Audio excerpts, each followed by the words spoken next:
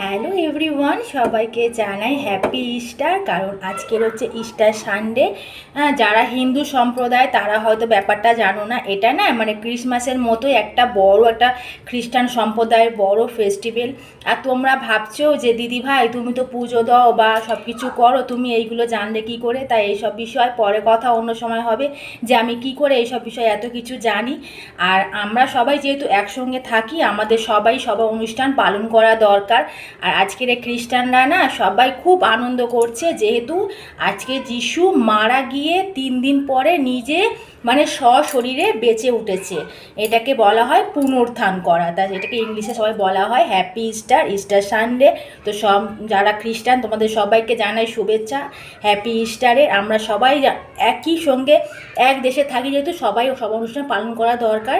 তোমাদের সেই জন্য উইশ করলাম, সবাই ভালো থেকো, সুস্থ থেকো। Bye, tata.